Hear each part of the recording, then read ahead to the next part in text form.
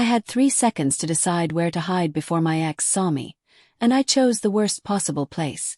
Between the legs of a man who could probably kill me faster than Michael ever could. But Michael's voice was already cutting through the restaurant, and my body made the choice my brain couldn't. Drop. My knees hit the floor hard enough to bruise. My hands found expensive fabric, muscular thighs, the kind of solid warmth that meant safety even when it shouldn't. I pressed myself into the shadows under the tablecloth, my heart slamming against my ribs so hard I tasted copper. "Please don't move," I whispered up at the stranger whose legs I was clutching like a lifeline. "Please. I'm begging you." The legs went absolutely still. Above me a voice spoke. Low, accented. The kind of voice that didn't need to rise to be heard. Interesting. Not alarmed. Not angry. Just curious. Michael's boots thundered closer. I knew those footsteps the way prey knows the sound of a predator. 6 months of dating. 3 months of running. 1 night of watching him kick down my apartment door with a smile on his face. "Where is she?" Michael's voice boomed. "Dark hair, blue jacket, I saw her run in here." "Where the hell is Emily?" My fingers dug harder into the stranger's thighs. I was shaking so badly I had to be moving the whole table, but I couldn't stop. Couldn't breathe. Couldn't think past the memory of Michael's face 2 hours ago when he'd whispered what he'd do to me for leaving him. The man above me said something in another language. Russian my brain supplied uselessly. 2 other voices responded, also male, also cold enough to frost glass. Then the stranger spoke again, but this time in English, and his voice carried the kind of quiet that made loud men shut up. "You are interrupting my dinner." "I'm looking for my girlfriend," Michael said, but I heard the hesitation creeping into his tone. Michael only hesitated when he recognized he'd miscalculated. "She just ran in here. You had to have seen her." "I see many things." Pause, deliberate and dangerous. "Right now, I see a man with 10 seconds to leave before he becomes a problem I solve permanently." The temperature in the room seemed to drop. I held my breath, pressed against this stranger's legs, my cheek accidentally brushing against his knee, and waited for Michael to do what Michael always did. Escalate until someone bled. But he didn't. His boots retreated. Quickly. The door opened and closed. Silence. I still couldn't move. My entire body was locked in terror mode, every muscle coiled tight, waiting for the trap to spring. "He's gone," the stranger said, and I felt him shift slightly above me. "You can come out now." "Are you sure?" My voice cracked. "He might be waiting outside. He always waits. He's patient when he wants to hurt me." Another pause. Then, "Look at me." Slowly I tilted my head back. The first thing I saw were his eyes looking down at me through the gap between the table edge and tablecloth. Gray. The gray of gunmetal and winter storms. They studied me with an intensity that should have terrified me but somehow didn't. "Hey there, my wonderful friend. How's your day going? I'd love to hear your thoughts on this story so far. Drop a comment and tell me where you're watching from." "If he waits," the stranger said quietly, "I will handle it. But you cannot stay under my table all evening, though I admit the view is growing on me." Heat flooded my face. God. I was literally between a strange man's legs in the middle of a restaurant, clutching his thighs like we were intimate, and I just now processed how this looked. "I'm so sorry, I didn't mean to. I just saw your table and panicked and—" "Come here." He pushed his chair back slightly and extended his hand down to me. "Come up." An offer, not an order. I stared at that hand. Strong. Scarred knuckles. A watch that probably cost more than my entire yearly salary. This was insane. I didn't know this man. Didn't know why he'd helped me. Didn't know what he'd want in return because men like him, men with voices like that and tables in corners where they could watch everything, men who made Michael run with just words. They always wanted something in return. But Michael was outside. And this stranger's hand was steady. Took it. His fingers closed around mine, and the moment our skin touched, something shifted in his expression. His eyes widened just slightly, like I'd surprised him. Like he'd felt it too, that strange electric pull. He lifted me out from under the table with one smooth motion, his strength casual and absolute, and guided me into the seat across from him. Only then did I see the full picture. The stranger was younger than his voice suggested, maybe 32 or 33, with dark hair and a face that belonged on magazine covers, if magazine covers featured men who looked like they knew 100 ways to kill you. He wore all black, no tie. The kind of expensive simplicity that screamed power. The two men flanking him were built like enforcers. One had a scar running through his eyebrow. The other had the dead eyes of someone who'd seen too much and felt too little. I'd just thrown myself at the mercy of men who radiated danger like heat. "I'm Emily," I said, because my mother raised me to have manners even during complete mental breakdowns. "Emily Dawson. I'm so sorry, I didn't know what else to do." "Nikolai." He didn't offer a last name. Didn't look away from my face. "Tell me, Emily Dawson, how long has he been hunting you?" "Hunting. Not bothering. Not harassing. Hunting." The accuracy of that word made my throat tight. 3 months since I left him. 6 months before that trying to leave. I wrapped my arms around myself, suddenly aware I was soaked from the rain, shivering. Tonight he found my new apartment. Kicked in the door. I barely got out. Something dark moved behind Nikolai's eyes. He said something in Russian to the man with the scar, who immediately pulled out a phone and walked away. "What did you tell him?" I asked. "To send someone to your apartment." Nikolai poured wine into a glass and slid it across to me. Our fingers brushed as I took it, and again I saw that flicker in his expression. "You'll need your things. Tell me the address." "I can't ask you to." "You didn't ask. I offered."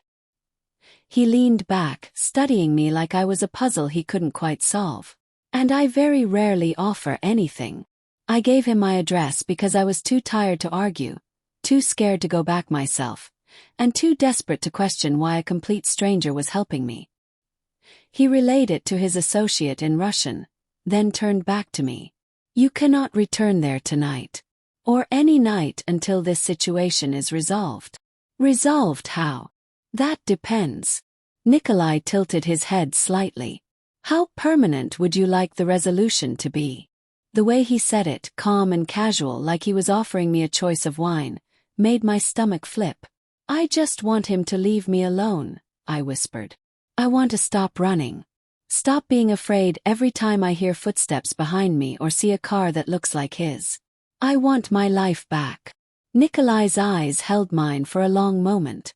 Then he did something I didn't expect. He smiled. It wasn't a kind smile. It was the smile of a man who just made a decision that would change everything. "Then you'll stay with me." "What?" "You need protection. I have the means to provide it." He said it like it was the simplest thing in the world. "Stay in my home until your ex is no longer a threat. In exchange you continue living your life. Working. Existing. But under my watch." "Why would you do that? You don't even know me." "No," he agreed. "But I know men like him. And I know women who run." Something painful flickered across his face, there and gone. "I also know what happens when they run alone." There was a story there. A wound. But before I could ask, his phone buzzed.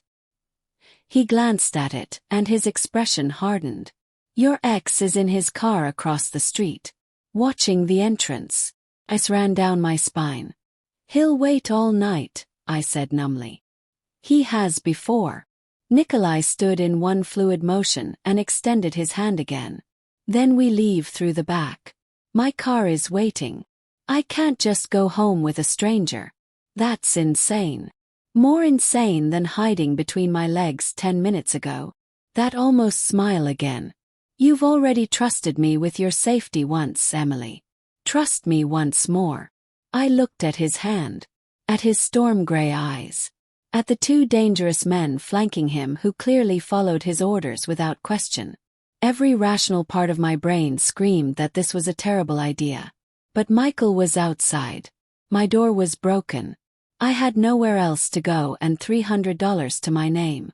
And something about Nikolai, Something in the way he'd protected me without hesitation, in the way he looked at me like I mattered, made me want to trust him even when I shouldn't. I put my hand in his. His fingers closed around mine, warm and certain, and I felt that pull again. Stronger this time. "Okay," I whispered. Nikolai's eyes darkened with something I couldn't name. "Okay," he repeated softly. He kept holding my hand as he led me toward the back of the restaurant. His grip gentle but unbreakable, and I realized with a strange clarity that I'd just made a choice I couldn't take back.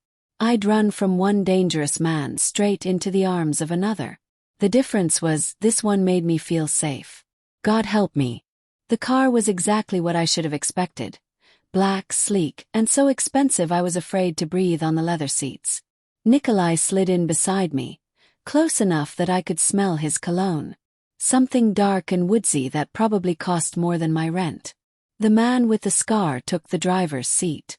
The other one followed in a second car behind us. As we pulled away from the restaurant, I caught a glimpse of Michael's beat-up sedan parked across the street.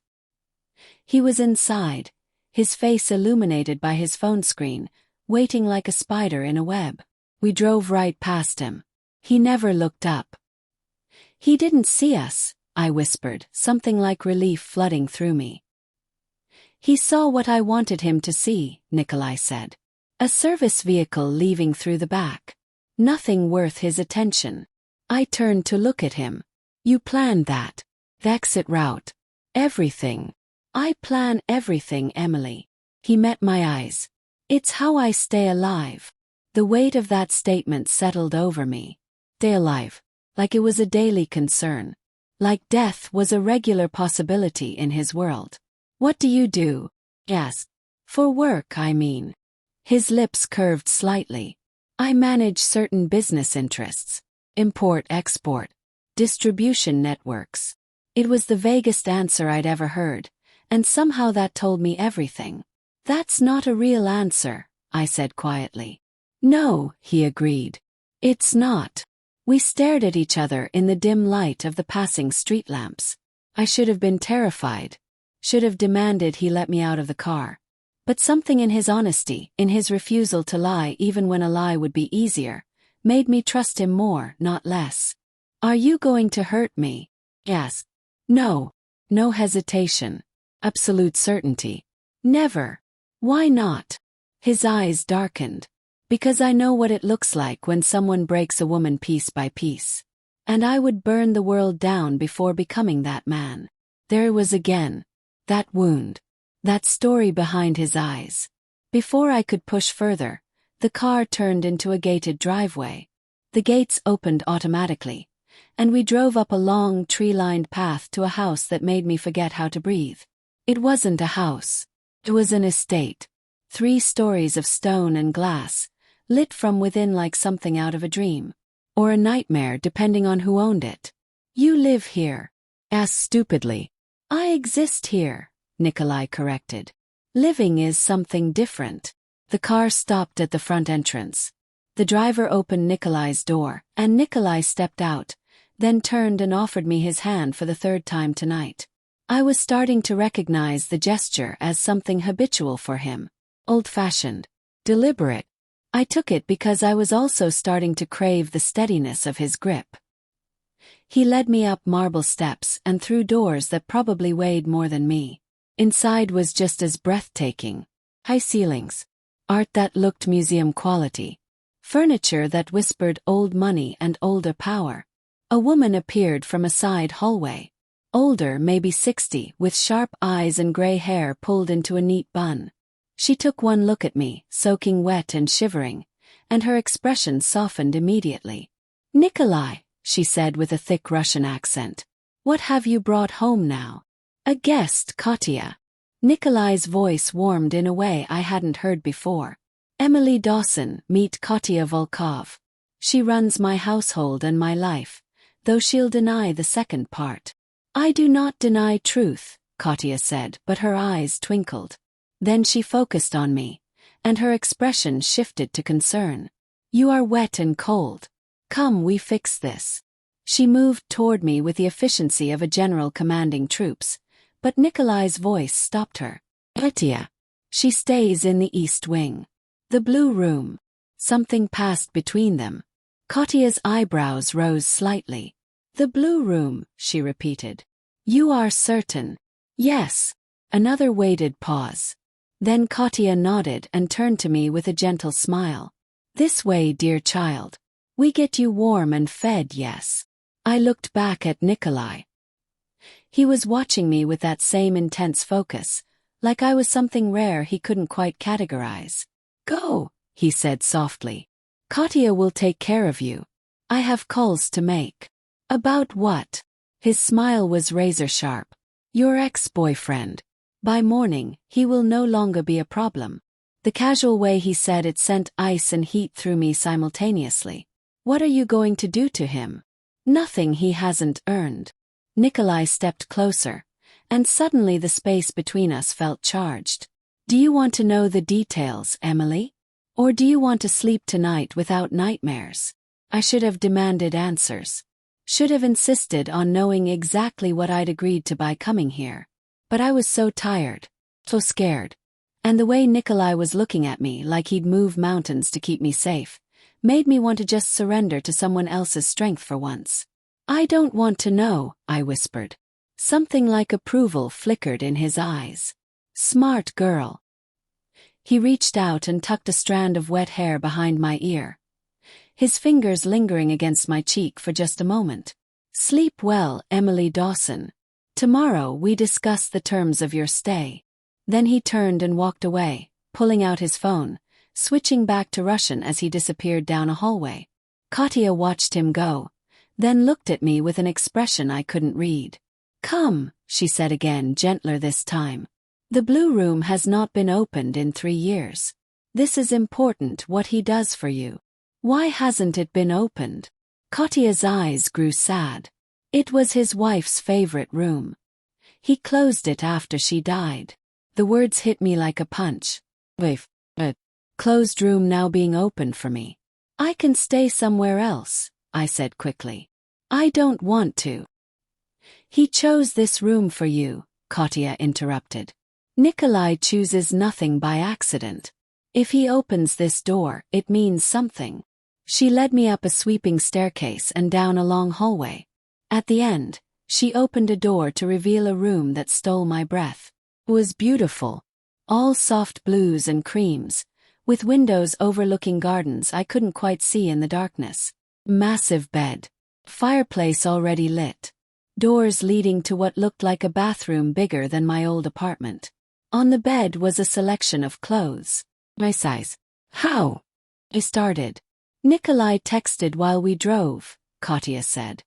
My granddaughter went shopping. She is fast. She moved to the bathroom. I draw you a bath. You soak, get warm. Then we talk, yes. Woman to woman. She disappeared into the bathroom, and I stood in the middle of that beautiful room, my wet shoes leaving marks on the pristine floor, and tried to process what had happened in the last 2 hours. I'd run from my abusive ex straight into the home of a Russian man who lived in a mansion, commanded obedience with a look, and had given me his dead wife's favorite room. My phone buzzed in my pocket. Somehow it had survived my panicked flight. 7 missed calls from Michael. 12 texts, each more threatening than the last. The most recent one, sent 5 minutes ago. I know you're still in the area. I'll find you. You can't hide forever.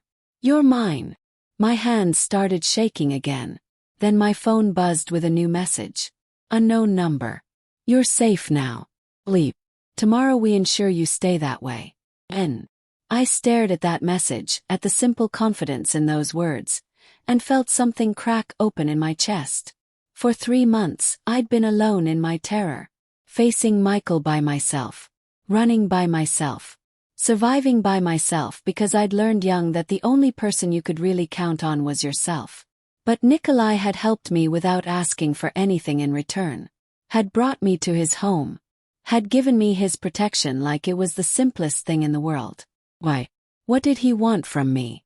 And why did part of me not care as long as he kept looking at me the way he had in that restaurant, like I was someone worth saving?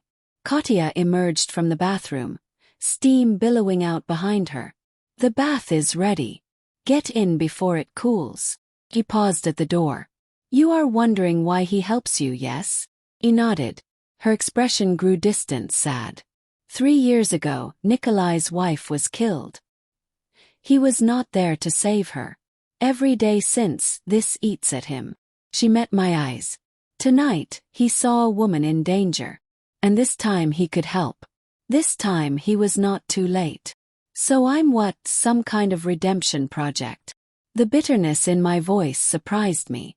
No, Katya said firmly. You are a woman who needs help, and he is a man who needs purpose beyond revenge and business. She smiled slightly. But I see how he looks at you. I worked for his family for 30 years. I know that look. This is more than guilt, dear child. This is something else beginning. She left, closing the door softly behind her. I stood there, holding my phone with Michael's threats on the screen, in a dead woman's favorite room, under the protection of a man who was either my salvation or my next nightmare. And the terrifying part. I wasn't sure which I wanted him to be. The bath had gone cold by the time I finally got out. I'd scrubbed my skin until it was raw, trying to wash away the feeling of Michael's hands on me from 6 months ago, the memory of his voice tonight, the fear that had become such a constant companion I'd forgotten what peace felt like. The clothes Katya's granddaughter had bought fit perfectly. Soft cotton pajamas that probably cost more than my entire wardrobe. I climbed into the enormous bed and expected to lie awake all night, haunted by everything that had happened. Instead, I fell asleep the moment my head hit the pillow. For the first time in 3 months, I felt safe enough to let go. I woke to sunlight streaming through gauzy curtains and the smell of coffee. For a blissful moment I forgot where I was. Then it all came rushing back. Michael. The restaurant. Nikolai's storm-gray eyes. This room that belonged to a dead woman. Soft knock on the door. Come in, I called, sitting up. Katya entered with a tray. Coffee, fresh pastries, fruit that looked like it had been arranged by an artist. Good morning, dear child. You slept well, yes? Better than I have in months, I admitted. She set the tray on the bed with a smile. Nikolai asks if you will join him for breakfast in 1 hour. He has things to discuss. My stomach tightened. About Michael. Among other things. Katya's expression grew serious. There are clothes in the closet. Take your time. But Emily, whatever he tells you today, remember he does not make offers lightly. If he gives you a choice, think carefully before answering. She left before I could ask what that meant. I ate slowly, trying to calm my nerves. Then I showered and opened the closet to find it fully stocked. Jeans in my size. Sweaters. Dresses. Shoes. Everything I might need, as if Nikolai had planned for me to stay indefinitely. The thought should have alarmed me. Instead, it made me feel something dangerously close to wanted. I chose jeans and a soft cream sweater, then made my way downstairs, following the sound of voices speaking Russian. I found Nikolai in a room that was clearly his office. Floor-to-ceiling bookshelves. Massive desk. Windows overlooking the gardens I'd seen hints of last night. He stood with his back to me, phone to his ear, speaking in rapid Russian. He'd changed from last night's black into charcoal slacks and a white shirt with the sleeves rolled up, revealing forearms that shouldn't have been as attractive as they were. Then he turned and saw me, and something shifted in his expression. The hard edges softened just slightly. He said something into the phone and ended the call. Emily, good morning. He crossed to me, and I was struck again by how he moved. Like a predator. Graceful and dangerous. You slept. Yes, thank you. For everything. The room, the clothes, I don't know how I can. You can stop thanking me, he interrupted gently. What I did last night required no payment, no gratitude. Just basic human decency. Most people's basic human decency doesn't include designer clothes and guest rooms. His lips quirked. I'm not most people. I'm starting to realize that. We stood there, and the air between us felt charged again. Like last night in the car. Like every time we'd touched. He cleared his throat and gestured to a small table by the windows where breakfast was laid out. Sit. We need to talk. The serious tone made my stomach drop. I sat, and he poured me more coffee before settling across from me. I had my people look into your ex-boyfriend last night, Nikolai said without preamble. Michael Hartley, 29, works construction, has a record, 2 prior domestic violence arrests, both charges dropped when the women refused to testify. Hearing it laid out like that made it real in a way it hadn't been before. I wasn't the first, I whispered. No. And you wouldn't have been the last. Nikolai's eyes were hard. He escalates, Emily. Pattern is clear. Each relationship the violence gets worse. Faster. What are you saying? I'm saying if you had stayed or if he had caught you last night, you would have ended up in a hospital. Or a morgue. The bluntness of it stole my breath. He broke into your apartment at 9:47 last night, Nikolai continued. My people were already there, collecting your belongings. They intercepted him. What did they do? They had a conversation about boundaries and consequences. He was escorted off the property with a clear understanding that returning would be inadvisable for his health. I should have been horrified. Should have questioned what kind of conversation left a man like Michael intimidated enough to back down. But all I felt was relief. So it's over? Asked hopefully. He'll leave me alone now. Nikolai's expression darkened. I thought so. Until an hour ago. He pulled out his phone and set it on the table, turning it toward me. On the screen was a photo that made my blood run cold. My best friend Sarah. Walking to her car. The photo taken from a distance, clearly without her knowledge. He sent this to your phone 20 minutes ago, Nikolai said quietly. Along with a message. He swiped to show me the text from Michael's number. Tell your new boyfriend he can't watch you and your friends. Come back to me by tonight or Sarah pays for your mistake. The coffee turned to acid in my stomach. No, I whispered. No, he can't. Sarah has nothing to do with this. Men like Michael don't care about logic. They care about control. Nikolai leaned forward. He's escalating because you found protection. Now he's going for leverage. I have to call her. Warn her. Already done. She's being collected as we speak. I stared at him. What? I sent a team to her location 15 minutes ago. They'll explain the situation and bring her somewhere safe. Somewhere Michael can't find her. You can't just kidnap my best friend. I'm not kidnapping her. I'm protecting her. There's a difference. His voice was calm, reasonable. Would you prefer I left her vulnerable while Michael circles closer? I wanted to argue, but he was right. Michael had already shown he'd go after people I loved. Sarah didn't know how to handle men like him. She'd tried to reason with him, and Michael didn't understand reason. My phone buzzed. A text from Sarah. What the hell is going on? There are very large Russian men at my door saying you sent them. Call me now. I looked at Nikolai helplessly. What do I tell her? The truth. That you're in danger and by extension so is she. That I'm offering protection until the threat is neutralized. Neutralized, I repeated. You keep using words like that. What does it actually mean? Nikolai stood and moved to the window, his back to me. It means I give Michael a choice. He can leave you alone and disappear from your life completely. Or he can continue this hunt, and I will ensure he regrets that decision in ways that will haunt his nightmares. You're talking about hurting him. I'm talking about stopping him. Permanently if necessary. He turned to face me, and his eyes were cold steel. I've seen this story before, Emily. Men like Michael don't stop until someone makes them stop. The question is whether you want that someone to be me, or whether you want to wait until you're at his mercy again. I thought about Michael's face when he kicked in my door. The way he'd smiled. The texts he'd sent, each one more possessive and threatening.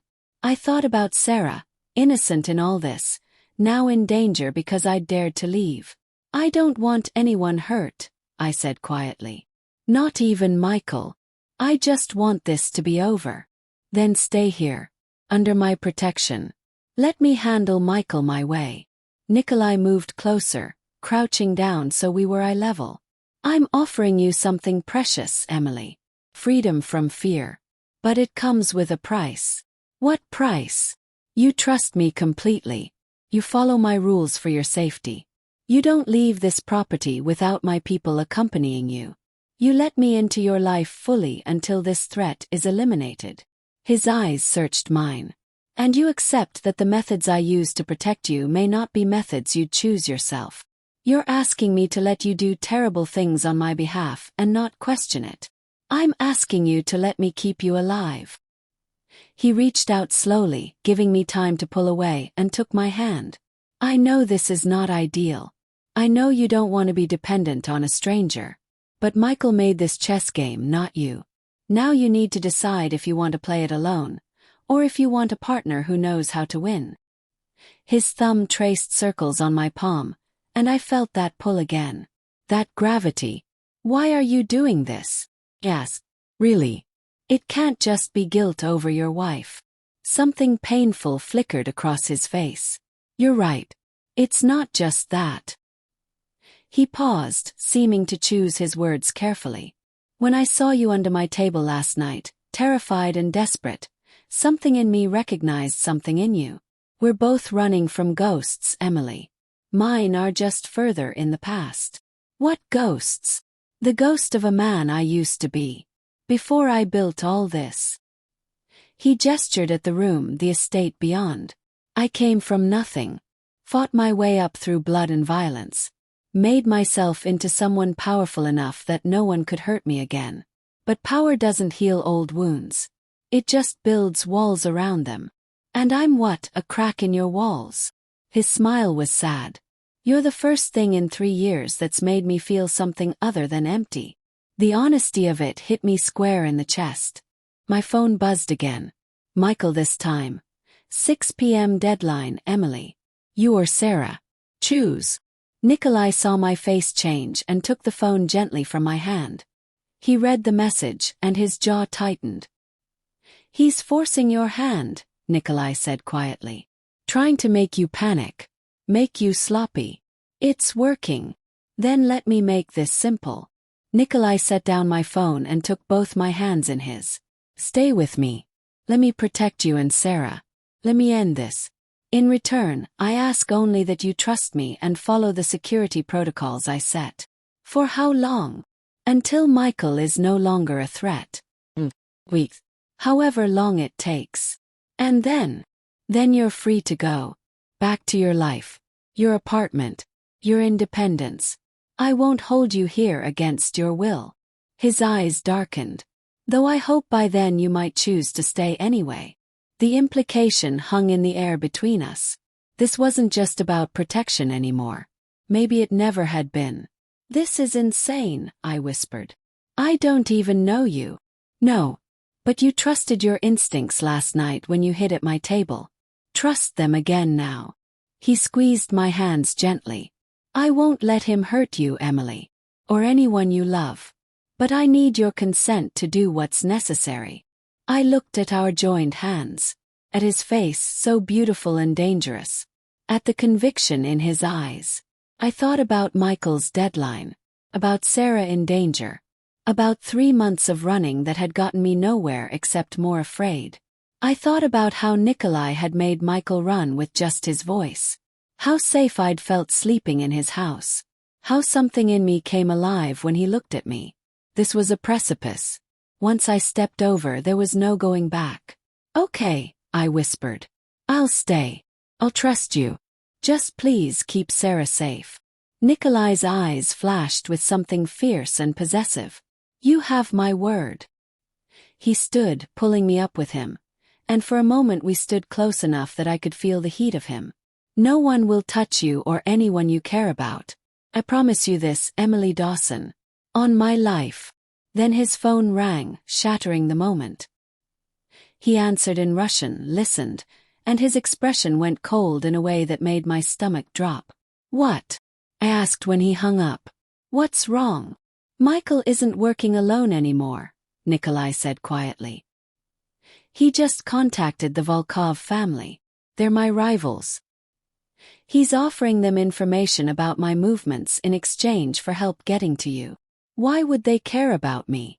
Because you're in my home, under my protection, which makes you leverage. His jaw tightened.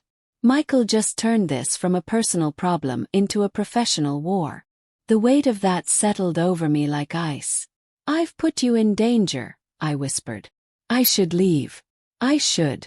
You should do nothing except stay exactly where I can protect you. Nikolai's voice was firm. This changes the game but not the outcome. Michael made the mistake of involving my world in this. Now he'll learn why that was inadvisable. People are going to get hurt because of me. People were going to get hurt the moment Michael decided he owned you. Nikolai cupped my face gently, forcing me to meet his eyes. This is not your fault. None of it. Michael chose violence. The Volkovs chose opportunism. You chose only to survive. Don't carry guilt for other people's sins. A tear slipped down my cheek before I could stop it. He wiped it away with his thumb. His touch impossibly gentle for a man who'd just been talking about war. I'm scared, I admitted. Good. Fear keeps you careful. He leaned closer and I could feel his breath on my skin. But I need you to hear me, Emily. I have spent 3 years building an empire specifically so I would never be powerless again. So no one could take from me what matters. Michael threatened what's mine. The Volkovs are challenging my territory. They will both learn this was a mistake. I'm not yours, I whispered, but there was no conviction in it. His smile was slow and dangerous and made heat pool in my stomach. Not yet, he agreed. But you're under my protection. In my home. Trusting me with your life. That's close enough for now. Then he stepped back, the professional mask sliding into place. Katya will show you the safe room. If anything happens, you go there immediately. No hesitation, no questions. Understood. Understood. Good. He moved toward the door, then paused. Sarah will be here within the hour. You can explain everything to her together. In the meantime, stay in the house. My men are doubling perimeter security. He left, already pulling out his phone, switching back to Russian. His voice hard with command. I stood in his office, surrounded by books and wealth and evidence of a life I couldn't begin to understand, and realized what I'd just done. I'd agreed to stay in a mobster's house. To let him wage war on my behalf. To trust a dangerous man I'd known for less than 24 hours. And the terrifying part wasn't that I'd agreed. It was that some part of me wanted to. Some part of me craved the way he looked at me like I was precious. The way he touched me like I might break. The way he'd promised to keep me safe like it was the most important vow he'd ever make. I'd run from Michael's obsession straight into something that felt dangerously close to Nikolai's. The difference was, Nikolai's obsession felt like safety instead of prison. At least, that's what I told myself as I heard him in the hallway, giving orders in that cold, commanding voice that somehow made me feel protected instead of afraid. Made my choice. Now I just had to survive the consequences. Sarah arrived in a black SUV with tinted windows, escorted by 2 of Nikolai's men who looked like they could stop bullets with their bare hands. She burst through the front door like a hurricane, spotted me in the entrance hall, and crossed the distance in 3 seconds flat.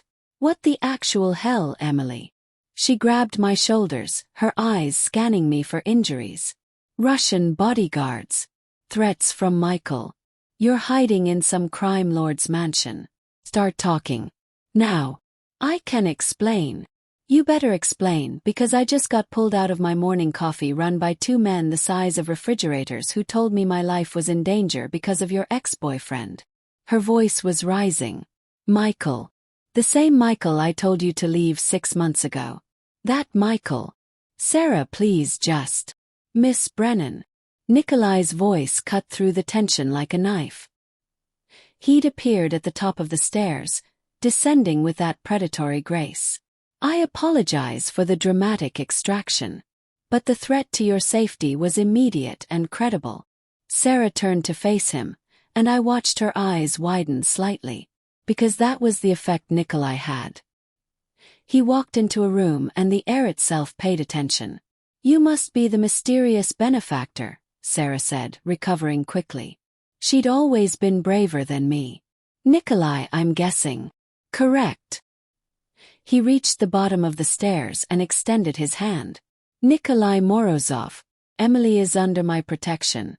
As of this morning, so are you."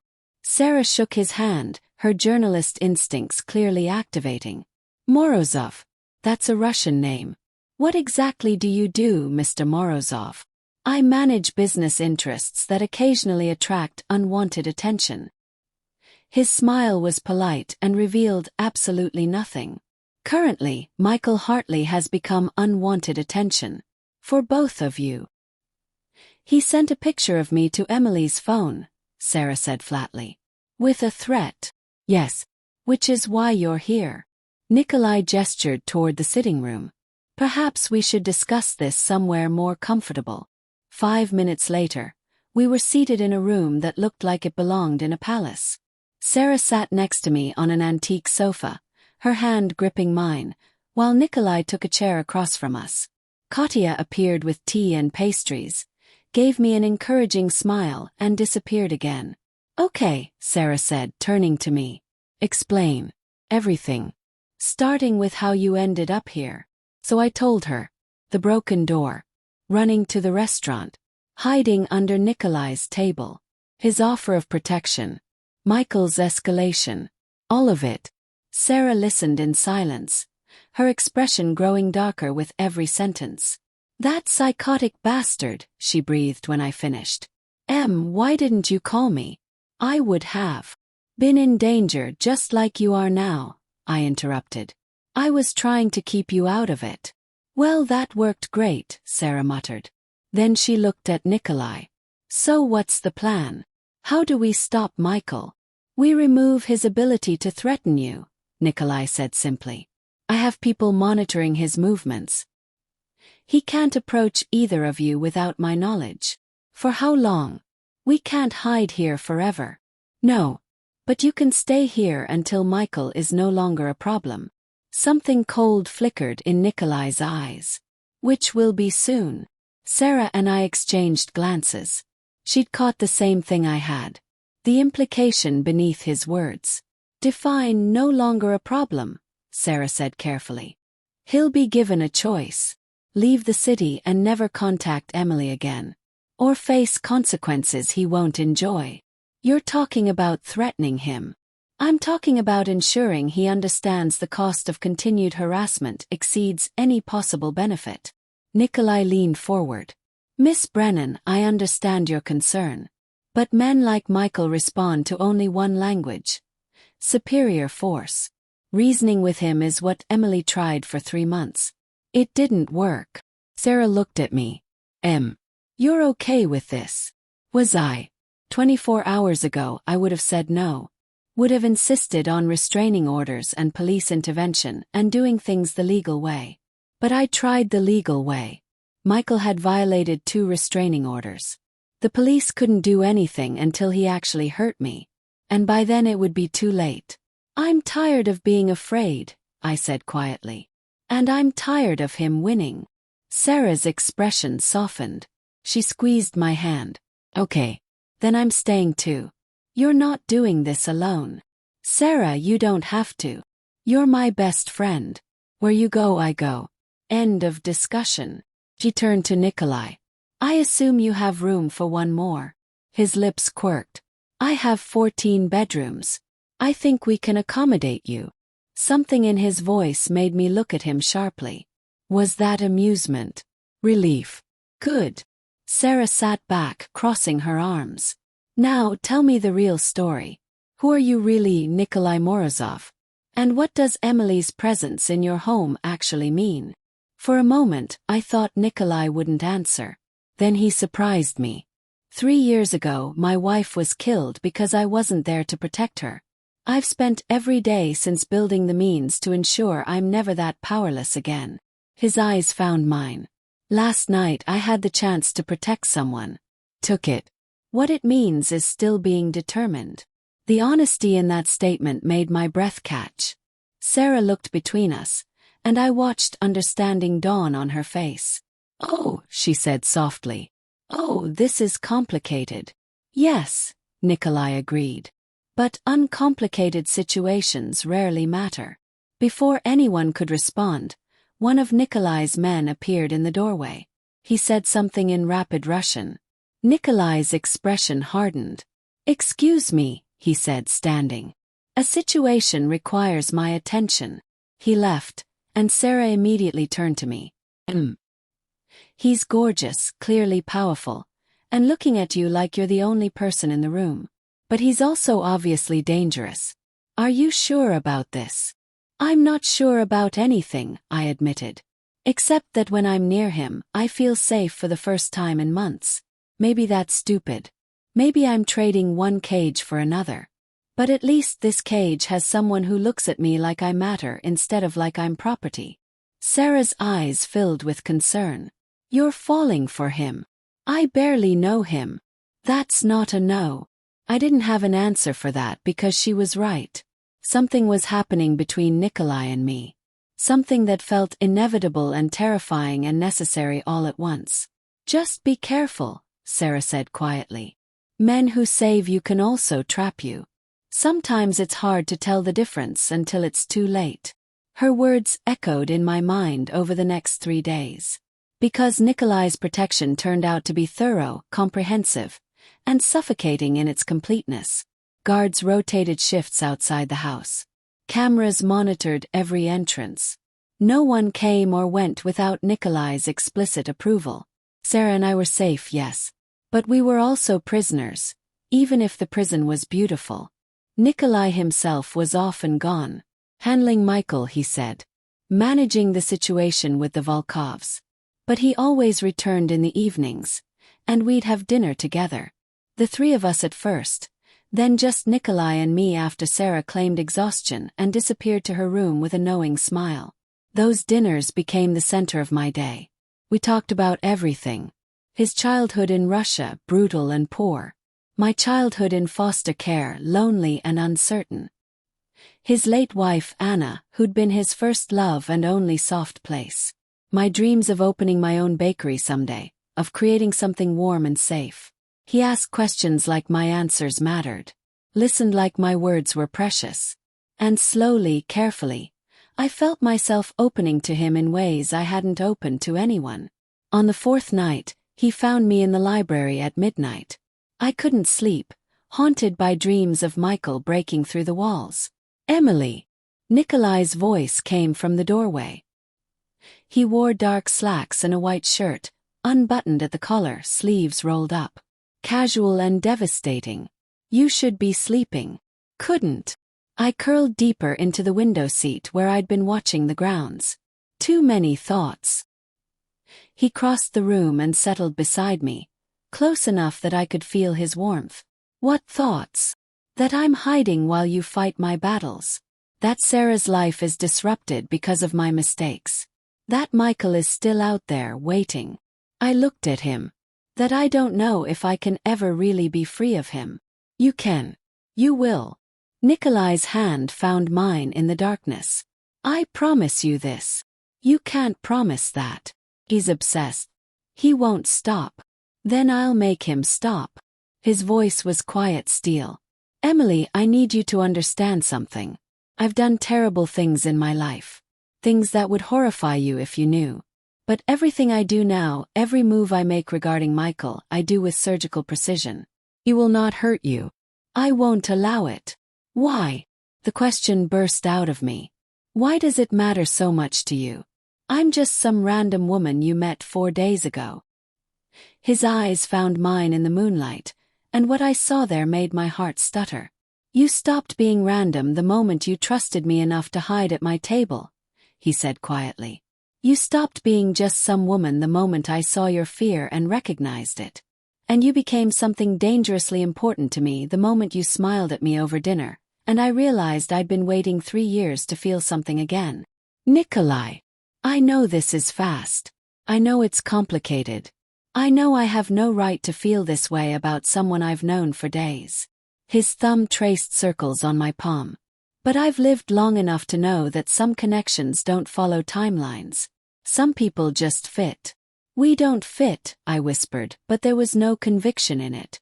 You're this powerful, dangerous man and I'm just a woman brave enough to survive an abusive relationship, smart enough to run when it mattered, and strong enough to trust a stranger when you had every reason not to. His free hand came up to cup my face. You're not just anything, Emily. You're extraordinary. I couldn't breathe, couldn't think, could only feel the warmth of his hand on my cheek, the intensity of his gaze, the pull between us that had been building since the moment we met. This is crazy, I managed. Yes, he agreed. We barely know each other. Also yes. You're probably a criminal. His smile was wry.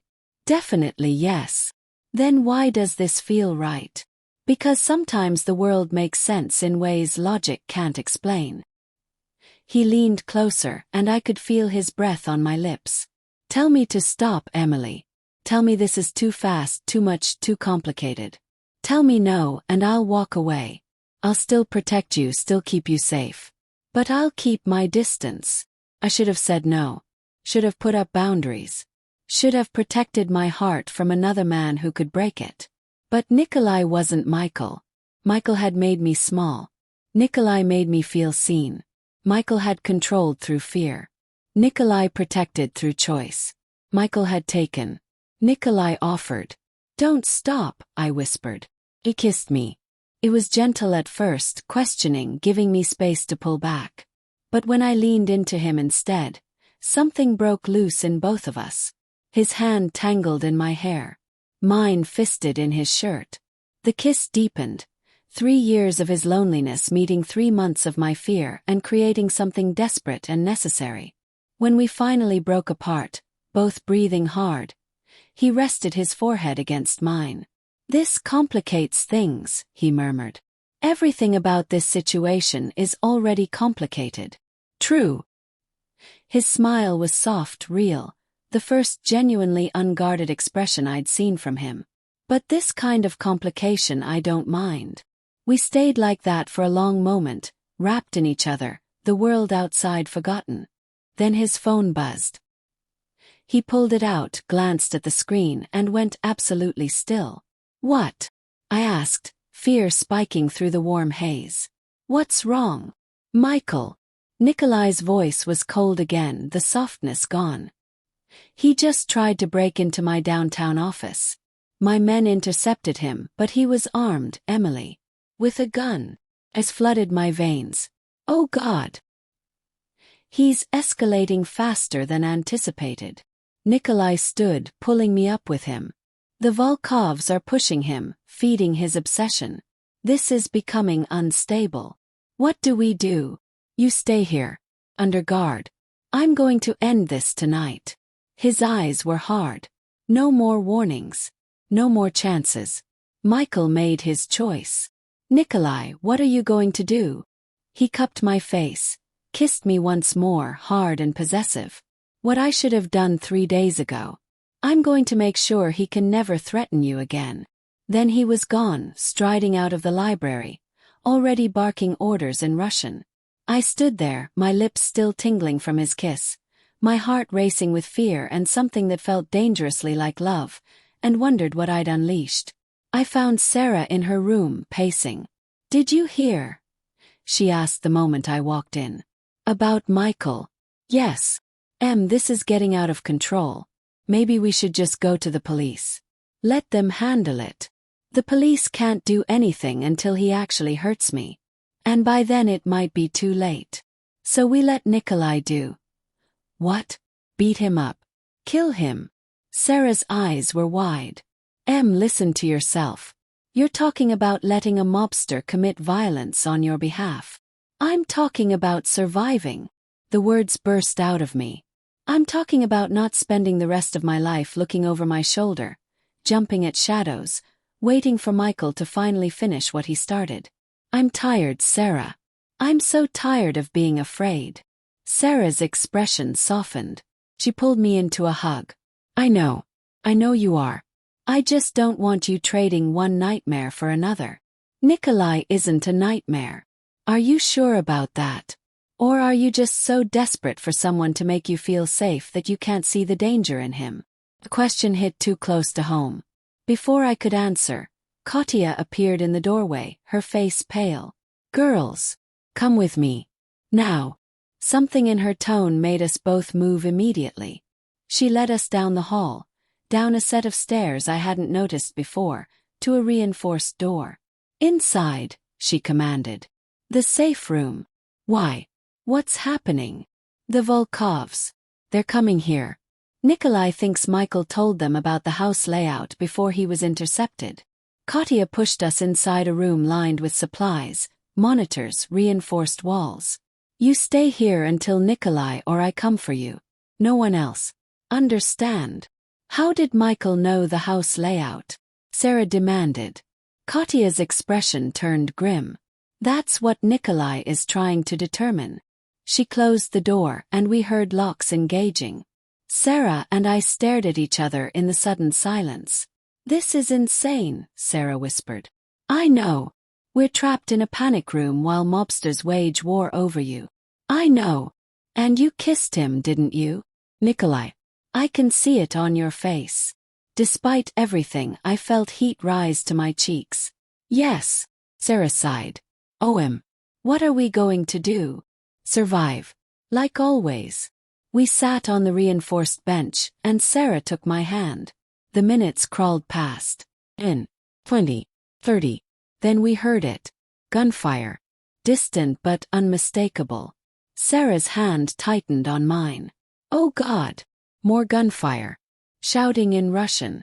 Something that sounded like an explosion. I thought of Nikolai out there, fighting because of me. Possibly dying because of me. He'll be okay, Sarah said, reading my mind. He's clearly survived worse. I wanted to believe that. Needed to believe that. The monitors in the room showed different angles of the property. I watched men in dark clothes engaging with intruders. Watched muzzle flashes in the darkness. Watched Nikolai himself, moving like death incarnate, taking down men twice his size with brutal efficiency. He was terrifying and magnificent and I couldn't look away. Then the monitors went dark. What happened? Sarah's voice was tight with panic. I don't know. Maybe they cut the power. We sat in the darkness, the only light coming from emergency strips along the floor. More gunfire. Closer now. Then silence. Horrible, complete silence. We waited. My heart hammered so hard I felt sick. Finally, footsteps outside the door. The locks disengaging. Stay behind me, I told Sarah, positioning myself between her and the door. Opened. Nikolai stood there, blood on his shirt, a cut on his cheek, but alive. Oh. Relief hit me so hard my knees went weak. It's over, he said. They're gone. I crossed the distance and threw my arms around him, not caring about the blood, needing to feel that he was real and safe. His arms came around me immediately, holding me tight. You're okay, I breathed against his chest. You're okay. I'm okay. His voice was soft in my hair. You're safe. That's all that matters. Sarah cleared her throat behind us. So, what happened? Nikolai pulled back slightly, but kept one arm around me. The Volkovs sent a team to test our defenses. They won't make that mistake again. His expression was cold. I made sure they understood the cost of targeting what's mine. There was that word again. This time I didn't argue. And Michael? Yes. In custody. My custody. Nikolai's jaw tightened. He gave the Volkovs information about this house in exchange for their help getting to you. That ends now. What are you going to do with him? Nikolai's eyes met mine, and I saw the question there. The choice he was giving me. What do you want me to do with him? It was the first time anyone had ever asked me that. What I wanted. What I needed.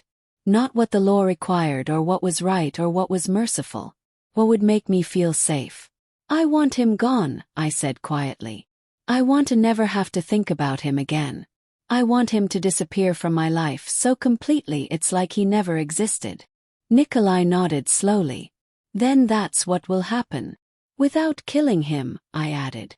I don't want his blood on my conscience. But I want him scared enough that he never comes back. Something like approval flickered in Nikolai's eyes. I can work with that. He kissed my forehead gently. Go upstairs. Get cleaned up. This is over. Sarah and I headed for the stairs, but I looked back once. Nikolai was on his phone, speaking in Russian. His voice cold and commanding. The man who'd kissed me gently in the library was gone. This was the other Nikolai. The dangerous one. The one who'd built an empire through violence and will. And he was using all that power to protect me. Sarah leaned close as we climbed the stairs. I hope you know what you're doing. I don't, I admitted. But for the first time in months, I'm not afraid. We reached the main floor, exhausted and wrung out. Katya met us with warm towels and tea, fussing over us like a mother hen. Nikolai asked her. He handles business. Then he'll come to you. She smiled knowingly. He always comes back to what matters. Sarah and I returned to our rooms. I showered, washing away the fear, sweat and terror, and changed into clean clothes. Then I waited. An hour passed. Finally, a soft knock on my door. Nikolai stood there, cleaned up, the blood gone, wearing fresh clothes. It's done, he said simply. Michael is on a plane to Seattle with new employment and a very clear understanding of what happens if he ever returns or contacts you. He won't be back. How can you be sure? Because I made him more afraid of me than obsessed with you. Trust me, Emily. It's done.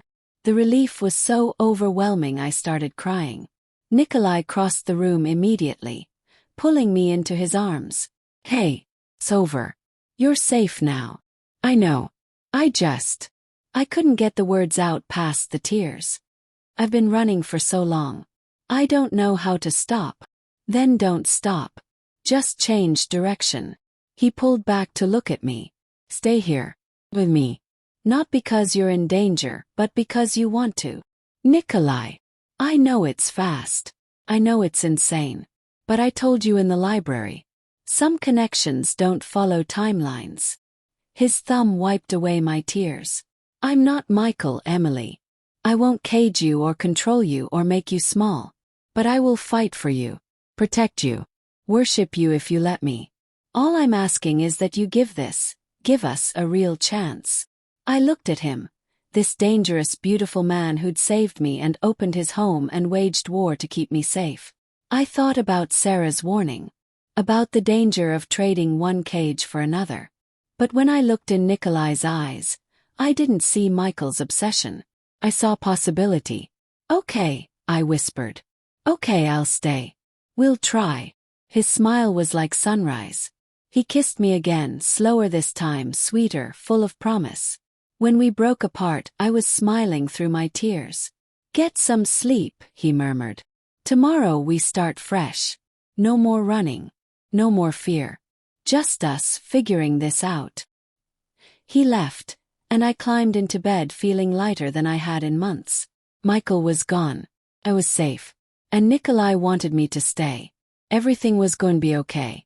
I fell asleep with that thought cradling me like a promise. I didn't know that in 3 hours, everything would shatter. I didn't know that the man I was starting to trust had been keeping the most devastating secret of all. And I didn't know that Michael wasn't the real threat. That honor belonged to someone much, much closer. I woke to screaming. Sarah's voice, shrill with terror, coming from somewhere downstairs. I was out of bed and running before my brain fully caught up, my heart already hammering, adrenaline flooding my system. The hallway was chaos. Guards running. Shouting in Russian.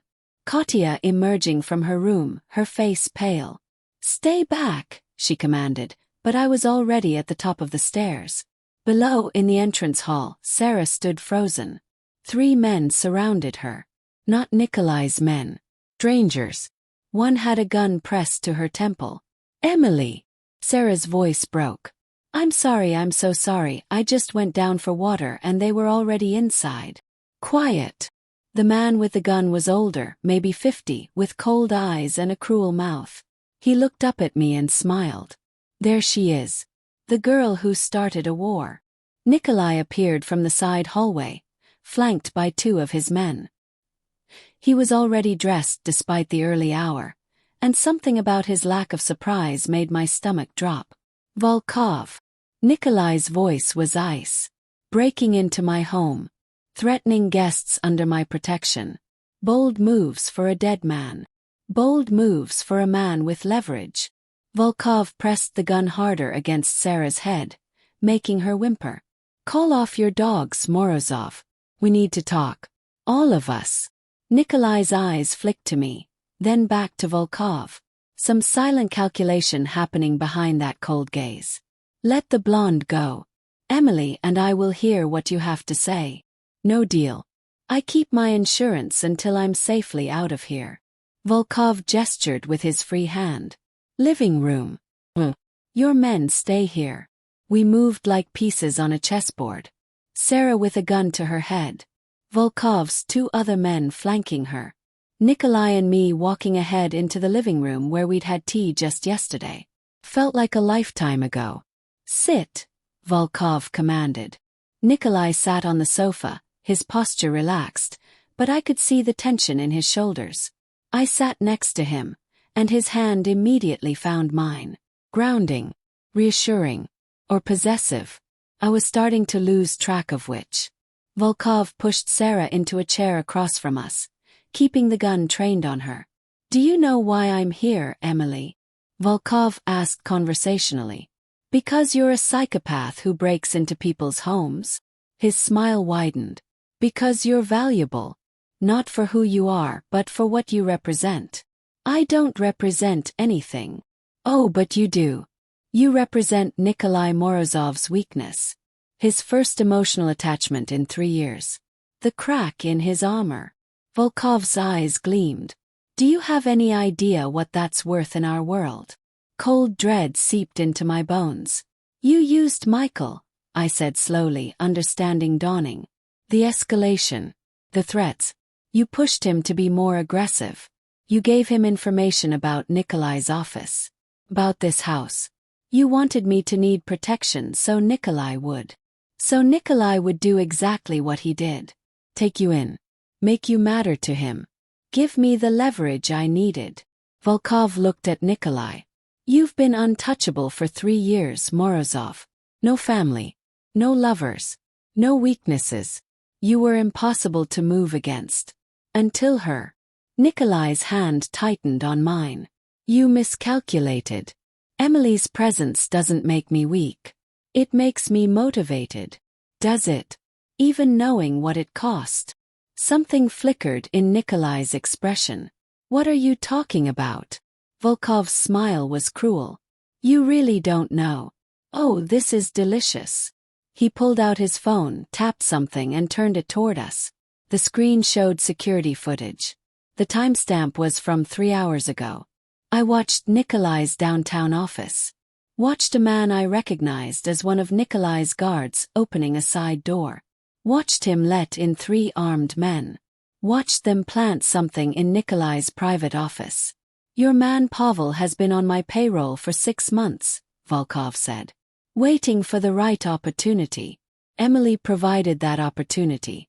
While you were busy playing hero, protecting your new pet, my people were planting enough evidence in your office to bury you. Financial records. Communication logs.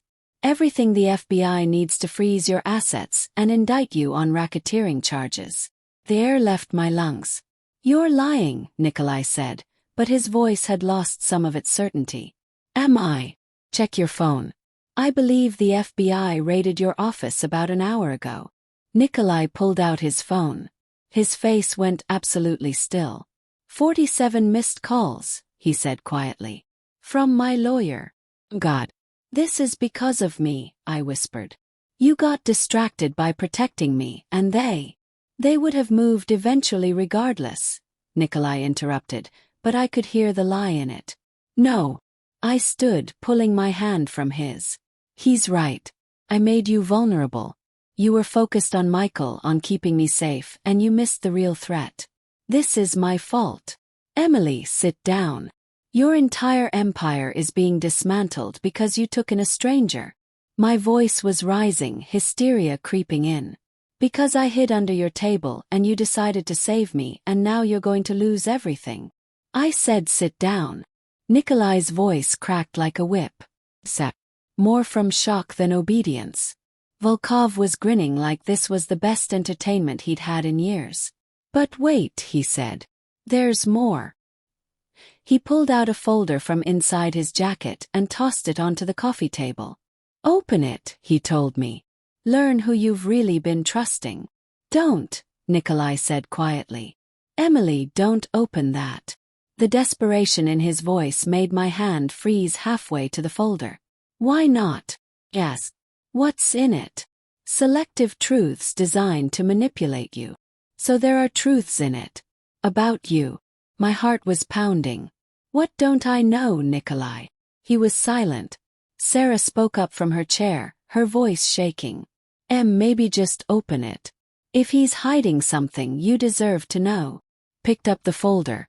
Nikolai's jaw tightened, but he didn't try to stop me. Inside were photographs, documents, news articles in Russian with English translations attached. The first photo showed Nikolai, younger, maybe mid-20s, standing next to a beautiful woman with dark hair. Anna, presumably. They looked happy, in love. The second photo showed the same woman. Beaten so badly I almost didn't recognize her. I made a sound of horror. His wife, Volkov provided helpfully. Anna Morozova, beaten to death 3 years ago. Tragic story. Really? I know about Anna, I said, my voice unsteady. He told me. Did he tell you who killed her? I looked at Nikolai. His face was a mask, but his eyes were haunted. Rival family, I said, repeating what he'd told me. He wasn't there. He couldn't save her. Half true, Volkov said. He wasn't there. But it wasn't a rival family. He tapped another document. I read it, my hands shaking. Police report. Anna Morozova found dead in her home. Evidence of sustained abuse over months. Neighbors reported hearing fights. Seeing her with bruises. Suspected perpetrator. Nikolai Morozov. Case closed due to insufficient evidence and witness intimidation. The folder slipped from my numb fingers. No, I whispered. No, that's not possible. He has a pattern, Volkov continued remorselessly. Charming. Protective at first. Then possessive. Then violent when things don't go his way. Anna tried to leave him. Just like you tried to leave Michael. She died for it. That's a lie. Nikolai's voice was deadly quiet. I never laid a hand on Anna. Ever. The bruises on her body suggest otherwise. The bruises were from the men who killed her while I was away on business. Your men, Volkov. You ordered the hit because she knew too much about your trafficking operation. So you say. But the police report tells a different story. Volkov looked at me. Emily, you ran from one abuser straight into the arms of another. Only this one is smarter. More patient. He hasn't hurt you yet because he's still earning your trust. But give it time. Give it until you try to leave. I felt like I was drowning. The room was spinning. Emily. Nikolai reached for my hand. Look at me. You know me. You know I would never. I jerked away from his touch. I've known you for 4 days. I don't know anything. Pain flickered across his face. You know I protected you. Kept you safe. Treated you with nothing but respect. So did Michael. For the first 3 months. The parallel hung in the air between us like poison. This is exactly what he wants, Nikolai said, gesturing at Volkov. He's manipulating you. Turning you against me when I'm the only thing standing between you and what? Him. Michael. I laughed, but it came out broken. Maybe I don't need anyone standing between me and danger. Maybe I need to stop hiding behind men and save myself for once. Emily. Was any of it real? I asked, hating how my voice cracked. Or was Sarah right? Was I just so desperate to feel safe that I couldn't see I was trading one nightmare for another? Before Nikolai could answer, his phone rang. He glanced at it, and his face went white. I need to take this, he said. By all means, Volkov said magnanimously. Answer it. Nikolai answered, listened, and I watched whatever color remained in his face drain completely. When? He asked. Was. How bad? Another pause. I'm on my way. He stood, and for the first time since I'd met him, Nikolai Morozov looked shaken. Katya's been shot, he said. Someone broke into the East Wing. She confronted them. She's alive but critical. They're taking her to the hospital now. Horror crashed over me. Katya. Kind, gentle Katya who'd taken care of me like I mattered. Who? Managed. We don't know yet. Nikolai looked at Volkov. This conversation isn't over. But I need to. Go, Volkov said. I've made my point. Emily knows the truth now. What she does with it is her choice. He stood, gesturing to his men. We'll see ourselves out. If Katya dies, Nikolai started. You'll what? You're about to be indicted, Morozov. Your assets are frozen. Your empire is crumbling. You're in no position to threaten anyone. Volkov smiled. Enjoy the fall. He left, taking his men with him. Taking the gun away from Sarah's head. Sarah ran to me immediately, pulling me into a hug. Are you okay? No, I said numbly. No, I'm really not. Nikolai was barking orders in Russian, coordinating security, preparing to leave for the hospital. But he stopped and looked at me. I have to go to Katya. But Emily, we need to talk about what Volkov said. None of it. Just go, I interrupted. Katya needs you. I need you to believe me. I never hurt Anna. I would never hurt you. I don't know what to believe anymore. I wrapped my arms around myself. 4 days ago, I thought Michael would never really hurt me either. I'm clearly not a good judge of character. Something broke in his expression. When I get back, he said quietly, we'll talk. Really talk. I'll tell you everything about Anna. About my past. Everything you want to know. But right now, I need to make sure Katya survives. He left, taking most of his men with him. Sarah and I stood in the sudden silence of the living room. We need to leave, Sarah said immediately. This is insane. The FBI is coming. Volkov was here. Someone shot Katya. This whole place is a war zone. Where would we go? Anywhere. My apartment. Hotel. Out of the city. She grabbed my shoulders. You can't stay here. Not after what we just learned. We don't know if it's true. The police report could have been fabricated. Volkov could be lying. Or Nikolai could be lying. Sarah's eyes were desperate. Listen to yourself. You're defending a man you've known for 4 days against evidence that he killed his wife. This is exactly what abuse victims do. They rationalize. They excuse. I know. The words exploded out of me. I know, okay? I know this looks bad. I know I'm probably being an idiot. But when I'm with Nikolai, I don't feel afraid. Feel seen. And I don't know if that's real or if I'm so broken that I can't tell the difference anymore. Tears were streaming down my face. Sarah pulled me into another hug, and I sobbed against her shoulder. I don't know what's real, I whispered. Michael made me doubt myself so much that I don't trust my own judgment anymore. And now Nikolai is either my savior or my next abuser, and I can't tell which. Then we leave, Sarah said firmly. We get out of here. Go somewhere safe. Figure it out from a distance without all this chaos. She was right. I knew she was right. But the thought of leaving, of walking away from Nikolai, felt like tearing out part of myself. Which was exactly how I'd felt about Michael in the beginning. God.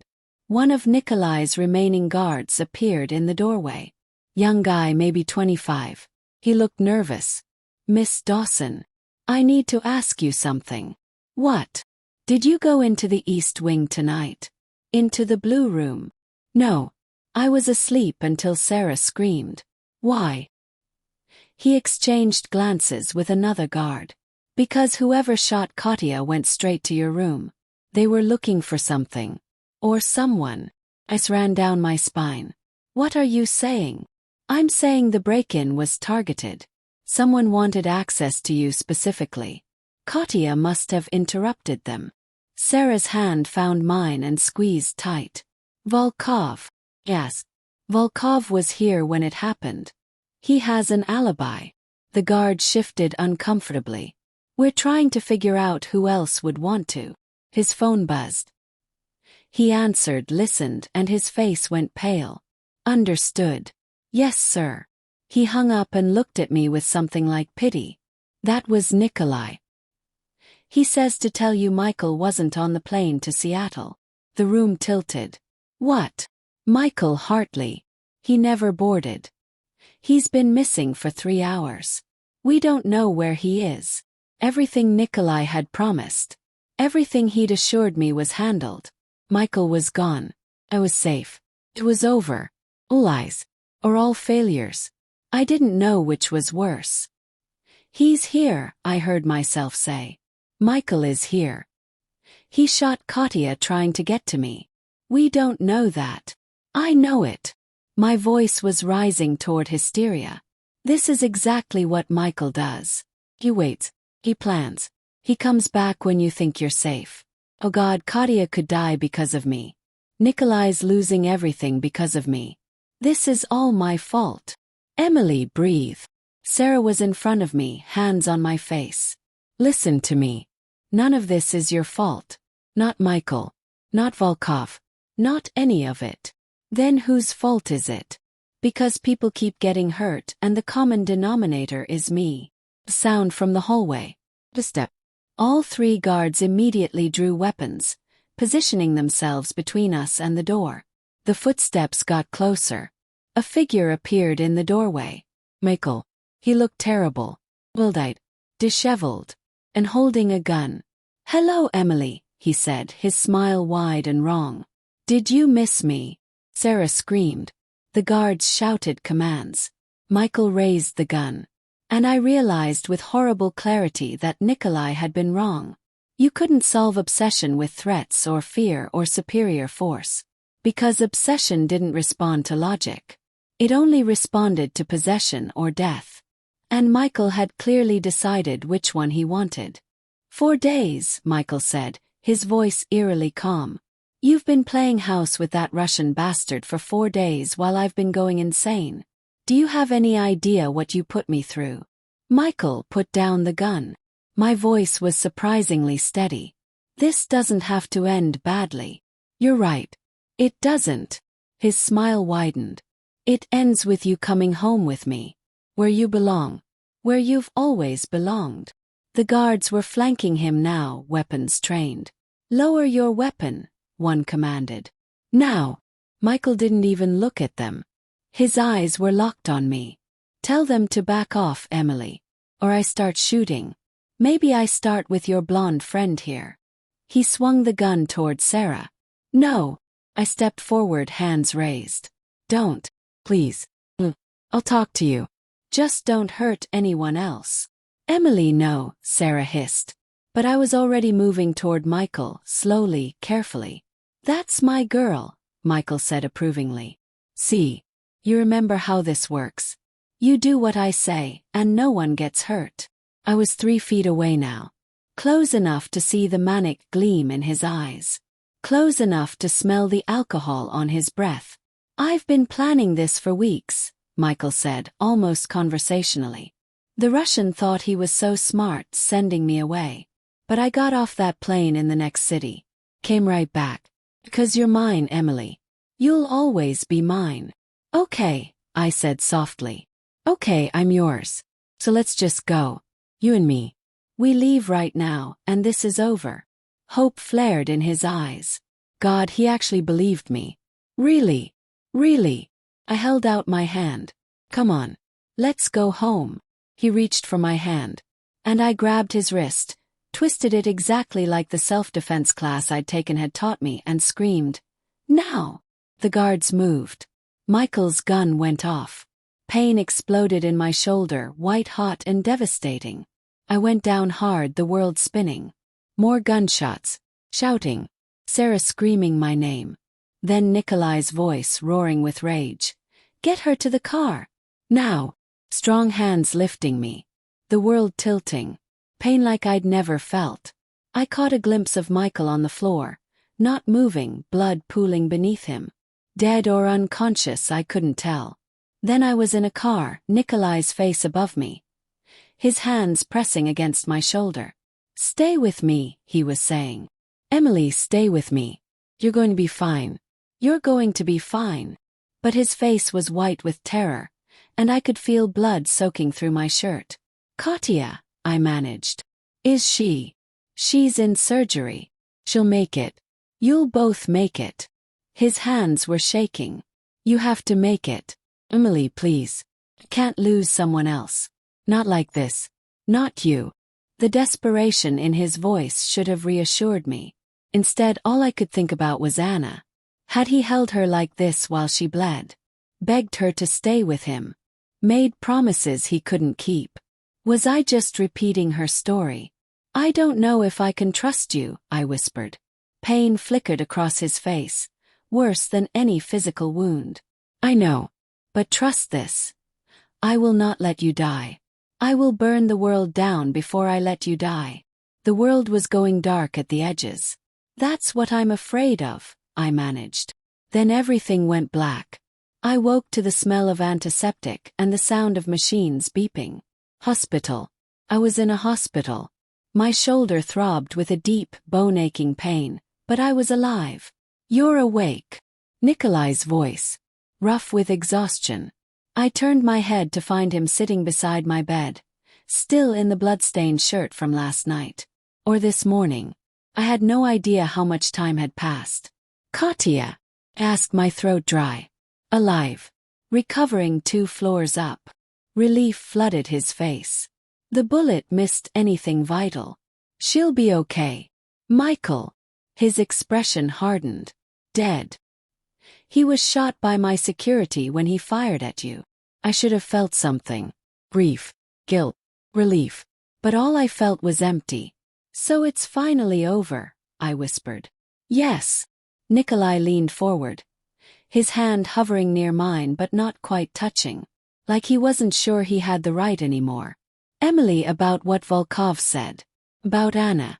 I need you to hear the truth. I don't know if I can trust whatever you tell me." "I know." He pulled out his phone, tapped something and turned it toward me. "So I won't tell you. I'll show you." On the screen was a video. Security footage, the timestamp from 3 years ago. I watched a younger Nikolai leave a house. Watched him get into a car and drive away. Watched 3 men approach the house 30 minutes later. Volkov was one of them. Watched them break in. The timestamp jumped ahead. The men leaving an hour later. Then Nikolai returning. Running into the house. Emerging minutes later carrying a woman's body. His face destroyed with grief. "That's from my home security system," Nikolai said quietly. "The police confiscated the footage as evidence, then claimed it was corrupted. It wasn't. Volkov paid them to bury it. I've had the only other copy locked away for 3 years." I stared at the screen, my heart breaking for the man in that video. The bruises on Anna's body were from Volkov's men. They tortured her trying to get information about my financial accounts. When she wouldn't give it up, they killed her. His voice was raw. "I wasn't there because I was meeting with the prosecutor who was building a case against Volkov. I chose justice over my wife's safety. And she paid the price." Nikolai. He manufactured that police report to make me look guilty. To protect himself and destroy me. His eyes met mine. "I have never, will never raise a hand to a woman. Especially not one I love. The idea that you might think I could, it kills me." Tears were streaming down my face. "Why didn't you show me this before? When Volkov first made the accusation?" "Because I wanted you to trust me without needing proof. I wanted to believe that what we'd built in 4 days was strong enough. He finally took my hand, his grip gentle. I was wrong. You've been through too much. Trust has to be earned, not demanded. I looked at our joined hands, then at his face. At the exhaustion and fear and hope written there. I went after Michael's gun, I said. I made a choice. Not because you told me to. Not because I was hiding behind you. But because I decided to save myself. You were incredible. I was terrified. I squeezed his hand. But I did it anyway. For the first time in months, I fought back instead of just running. You've always been a fighter, Emily. You just needed to remember it. We sat in silence for a moment, the machines beeping around us. The FBI seized your assets, I said. Your office was raided. Volkov said your empire is crumbling. Nikolai's smile was sharp. Volkov underestimated me. Yes, they froze some accounts, seized some property. But I've been preparing for this possibility for 3 years. I have contingencies he doesn't know about. Resources he can't touch. The empire will survive. What about Volkov? The evidence his people planted in my office. My lawyers are proving it was fabricated. The security footage from my home that was corrupted. Suddenly uncorrupted and in the prosecutor's hands. And Pavel, the man who betrayed me. His eyes went cold. He's decided cooperation is in his best interest. You're going to destroy him. I'm going to ensure he never threatens anyone I care about again. Nikolai's thumb traced circles on my palm. Which brings me to the difficult question. What happens now? With us? My heart stuttered. I don't know. That's fair. He took a breath. I know this has been insane. For days of chaos and danger and emotions moving too fast. You have every right to walk away. Go back to your life. Your independence. I'll make sure you have the resources to start over safely. New apartment, financial cushion, whatever you need. You just let me go. I'd hate it. It would kill me. His eyes held mine. But I won't be another man who cages you, Emily. If you want freedom, I'll give it to you. Even if it destroys me. The honesty in that statement broke something open in my chest. What if I don't want complete freedom? I asked quietly. Hope flickered in his expression. What do you want? I want to trust myself again. To know that when I choose to be with someone, it's because I want to, not because I'm afraid to be alone. I sat up slightly, ignoring the pain in my shoulder. I want to finish healing. Go to therapy. Process everything that happened with Michael. Figure out who I am outside of fear. Okay. His voice was steady even though I could see the devastation in his eyes. I understand. I'm not finished. I tightened my grip on his hand. I want to do all of that while getting to know you. Real dates. Real conversations. Building something real instead of just hiding from danger together. Can we do that? Can we start over? Slower this time. The smile that spread across his face was like sunrise. Emily Dawson, would you like to have dinner with me sometime? Somewhere public, completely safe, with no ex-boyfriends or rival mobsters. I laughed, and it felt like breathing for the first time in months. Yes, I'd like that. Fair warning, I'm fairly terrible at slow. I've wanted to kiss you again since the library. Then kiss me now. We'll work on the slow part later. He leaned in carefully, mindful of my injury, and kissed me softly. Felt like a promise. Like a beginning instead of an ending. When we broke apart, I was smiling through tears.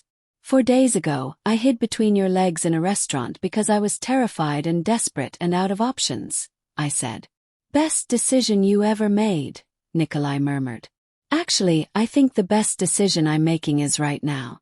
Choosing to stay. Not because I'm afraid, but because I want to see where this goes. Even knowing what I am. What my life involves. Even knowing. I touched his face gently.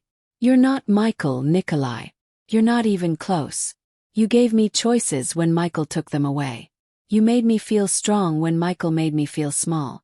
And yes, you're dangerous and probably morally questionable in about 100 ways. Only 100. But you're also the man who opened his home to a stranger. Who waged war to keep me safe. Who's offering to let me go even though it's clearly killing you. Smiled. I think that man is worth getting to know better. The door burst open and Sarah rushed in, followed closely by Katya in a wheelchair. Oh, thank God you're awake. Sarah was at my other side immediately, grabbing my uninjured hand. I've been losing my mind. They wouldn't let me in until now. I'm okay. We're okay. Katya wheeled herself closer, her face pale but her eyes bright. You saved everyone, dear child. You were so brave. You were the brave one. You got shot protecting me. I protect this family. You are family now. Katya looked pointedly at Nikolai. She stays, yes. If she wants to, Nikolai said. I want to, I confirmed. Sarah looked between us, worry written on her face. Are you sure? After everything? No. But I'm sure enough to try. I squeezed her hand. And I need you to be okay with that. You're my best friend. Your opinion matters. Sarah studied Nikolai for a long moment. If you hurt her, you'll have my permission to kill me yourself, Nikolai finished. I'll even provide the weapon. Despite everything, Sarah laughed. I think I'm starting to understand why she likes you. She looked at me. Okay, we'll try this. But I'm staying close. Someone needs to keep you both sane. You'll stay here? Asked hopefully. In the estate. Are you kidding? That place has a library the size of my apartment and a chef who makes these little pastry things that are basically heaven. I'm never leaving. He grinned. Plus, someone needs to document this insanity for the memoir you're definitely writing someday. Nikolai's phone buzzed. He glanced at it and smiled. My lawyer. The charges are being dropped. The prosecutor found significant evidence of tampering. What about Volkov? Asked. Arrested an hour ago. Turns out when you threaten a federal witness and plant evidence in an FBI investigation, they take that personally. His smile was satisfied. He'll be away for a very long time. Relief washed over me. So it's really over. All of it. All of it, Nikolai confirmed. He stood, leaning down to kiss my forehead. Rest. When you're ready, we'll go home. Home, I repeated, testing the word. It didn't feel like a cage. Felt like a choice. 3 weeks later, I stood in Nikolai's kitchen, flour on my hands, teaching him how to make the perfect croissant. You have to fold it exactly right, I instructed, demonstrating. See. Like this. He attempted it. Failed spectacularly. This is humiliating, he muttered. I've negotiated international deals. I speak 4 languages. I cannot defeat bread. I laughed, the sound easy and genuine. It takes practice. Try again.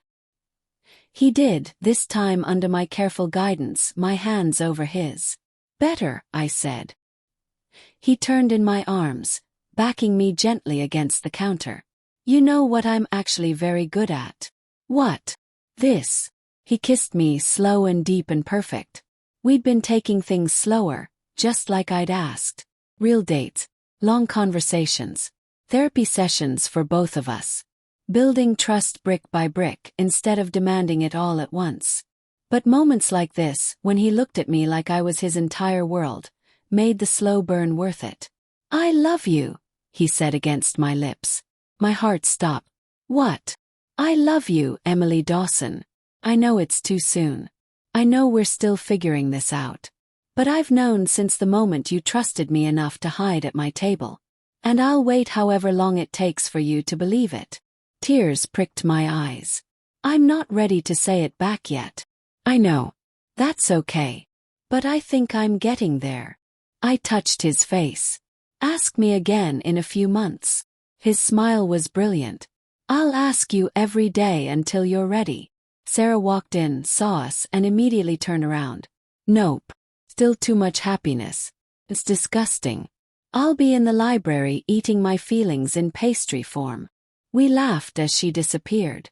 Katya appeared next, moving slowly but healing well. "Dinner in 1 hour. Don't burn my kitchen down with your romance." "No promises," Nikolai called after her. When we were alone again, I looked up at him.